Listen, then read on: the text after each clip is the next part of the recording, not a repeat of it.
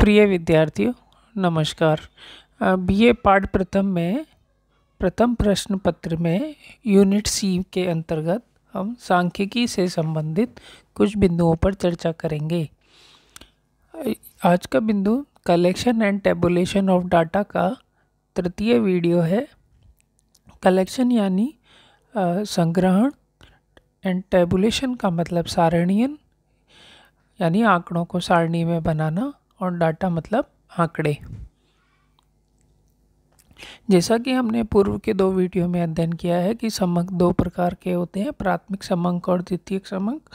प्राथमिक समंक जो होते हैं वे अनुसंधानकर्ता द्वारा प्रत्यक्ष एकत्र किए जाते हैं, और द्वितीयक समंक ये वे समंक कहलाते हैं जो पहले से किसी अन्य व्यक्ति या संस्था द्वारा किसी उद्देश्य के लिए एकत्र किए जा चुके हैं और अनुसंधानकर्ता केवल उन्हें प्रयोग करता है।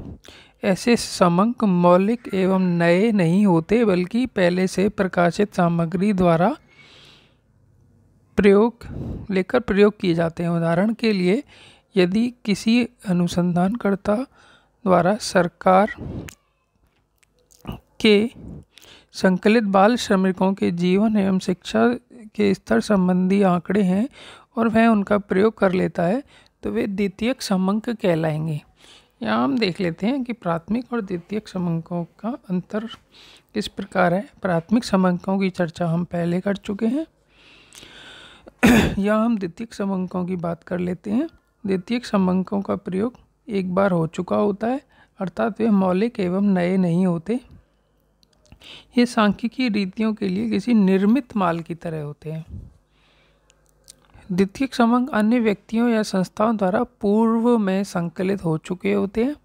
इसी प्रकार द्वितीयक समंक विभिन्न सरकारी पत्रों, प्रकाशनों, समाचार पत्रों, विवरणों द्वारा प्राप्त हो जाते हैं, जिससे समय, धन और श्रम की बचत हो जाती है। द्वितीयक समंकों में संशोधन, जांच पड़ताल एवं शुद्धता की जरूरत होती है, क्योंकि ये पूर्व में किसी अनुसंधानकर्ता द्वारा एकत्र किए जा चुके होते हैं। इसलिए इनमें अपने उद्देश्य की दृष्टि से सावधानी की आवश्यकता सदैव बनी रहती है। वास्तव में इस चित्र के माध्यम से भी हम समझ सकते हैं कि द्वितीयक समंक पूर्व में एकत्र किए जा चुके आंकड़ों में से अपनी आवश्यकता के अनुसार आंकड़े एकत्र करना है। पूर्व की रिपोर्ट्स में से या किसी अन्य व्यक्ति द्वारा किए गए आंकड़ों की जांच के माध्यम से एकत्र करना है। यहाँ हम देखते हैं कि द्वितीयक समंकों के स्रोत क्या क्या हैं और यह किस प्रकार हो सकते हैं। द्वितीयक समंकों के स्रोतों को हम दो भागों में बांट लेते हैं। पहला स्रोत जो है प्रकाशित स्रोत है। जिस प्रकार आप चित्र में देख रहे हैं, प्रकाशित स्रोत किताब के माध्यम से हो सकते हैं। विभिन्न विषयों पर सरकारी, अर्ध सरकारी एवं गैर सरकारी संस्थाएं, अन्य व्यक्ति या अन्य अनुसंधानकर्ता प्राथमिक अनुसंधान द्वारा प्राप्त समंकों को समय समय पर प्रकाशित करते रहते हैं, जिसका अन्य व्यक्तियों द्वारा द्वितीयक समंकों के रूप में प्रयोग किया जाता है। प्रकाशित समंकों के स्रोत निम्न प्रकार हो सकते हैं, जैसे अंतर्राष्ट्रीय प्रकाशन, विदेशी सरकारों द्वारा अंतर्राष्ट्रीय संस्थाओं द्वारा प्रकाशित समंकों का प्रयोग द्वितीयक समंकों के रूप में हो सकता है। सरकारी प्रकाशन, केंद्रीय एवं राज्य सरकारों के अनेक विभागों एवं मंत्रालयों के द्वारा भी समय समय पर विभिन्न क्षेत्रों व विषयों पर समंक प्रकाशित होते रहते हैं, जैसे 5 ईयर प्लान्स की रिपोर्ट, सेंसस की रिपोर्ट, आरबीआई के बुलेटिन, इकोनॉमिक सर्वे आदि। अर्ध सरकारी प्रकाशन, अर्ध सरकारी संस्थाएं जैसे नगर पालिकाएं, नगर निगम, पंचायतें, जिला परिषदें आदि जन्म मृत्यु संबंधी, सार्वजनिक स्वास्थ्य संबंधी आंकड़े या रिपोर्ट समय समय पर प्रकाशित करती हैं। समितियों व आयोगों का प्रकाशन, अलग अलग प्रकार की सरकार द्वारा गठित समितियां भी रिपोर्ट प्रकाशित करती हैं, जैसे वित्त आयोग की रिपोर्ट, आय वितरण जांच समिति रिपोर्ट, संसदीय समितियों की रिपोर्ट आदि। व्यापारिक संस्थाओं और परिषदों को प्रकाशन, जैसे कि स्टॉक एक्सचेंज के प्रकाशन, ट्रेड यूनियंस के प्रकाशन आदि। विभिन्न शोध संस्थाओं के प्रकाशन जैसे NSSO के प्रकाशन, समाचार पत्र पत्रिकाएं उनके प्रकाशन, व्यक्तिगत अनुसंधानकर्ता भी अपने शोध से संबंधित आंकड़ों का भी समय समय पर प्रकाशन करते हैं, जिनका भी पर्याप्त महत्व होता है। अब हम देखते हैं द्वितीयक समंकों के अन्य स्रोत जो कि अप्रकाशित स्रोत के अंतर्गत होंगे। चित्र के माध्यम से देख सकते हैं किसी ऑफिस में अप्रकाशित फाइलें हैं जो अलग अलग दिवसों में कार्य के दौरान निकलती हैं और इन्हें ऑफिस में स्टोर करके रख लिया जाता है, परंतु ये बाह्य शोधकर्ताओं के लिए कभी प्रकाशित नहीं हो पाती हैं एवं टुकड़ों के रूप में रखी रहती हैं। बाह्य अनुसंधानकर्ता इन अप्रकाशित आंकड़ों का प्रयोग अपने लिए कर सकते हैं। इनका चूँकि आंकड़ों का निर्माण पूर्व में हो चुका होता है, परंतु प्रकाशन के अभाव में इनको अप्रकाशित द्वितीयक समंक ही कहा जाता है। द्वितीयक समंकों का प्रयोग करने से पूर्व आलोचनात्मक जांच द्वारा इनका विस्तृत संपादन करना आवश्यक होता है।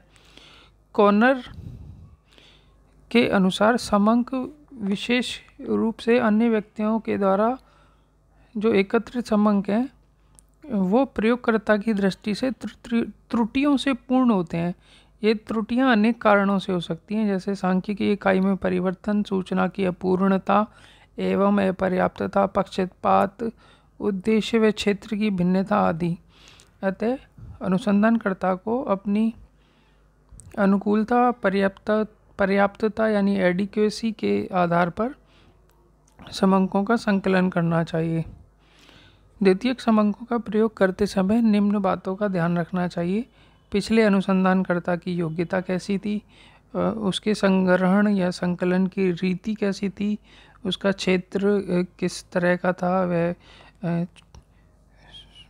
अपर्याप्त तो नहीं था, छोटा क्षेत्र तो नहीं था जो कि वर्तमान संदर्भ में उचित नहीं हो, जांच का समय और उसकी परिस्थितियां कैसी थी, सांख्यिकी इकाई की परिभाषा के महत्व की दृष्टि से भी पूर्व अनुसंधान के आंकड़ों का महत्व है। पूर्व अनुसंधान की इकाइयाँ, अर्थ, परिभाषा, समरूपता की दृष्टि से वर्तमान प्रयोग अनुकूल है या नहीं, शुद्धता की मात्रा का स्तर भी जांचना जरूरी है। तुलना एवं जांच की दृष्टि से अनुसंधानकर्ता को एक ही विषय पर यदि अनेक स्रोतों से द्वितीयक समंक प्राप्त होंगे तो उनकी सत्यता जांच करने के लिए तुलना कर लेनी चाहिए। उपलब्ध समंकों की परीक्षात्मक जांच करके विश्वसनीयता को जांच लेना चाहिए। यदि समंकों में काफ़ी अंतर हो तो विश्वसनीय स्रोतों से प्राप्त समंक लेने चाहिए।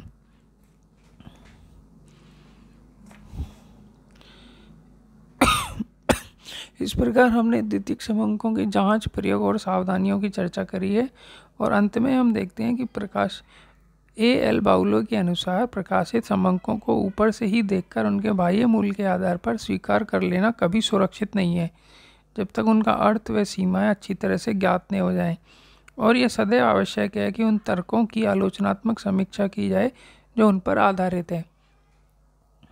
इस प्रकार हमने इस वीडियो में देखा कि द्वितीयक समंकों का सांख्यिकी की दृष्टि से क्या महत्व है, द्वितीयक समंकों में क्या गुण होते हैं।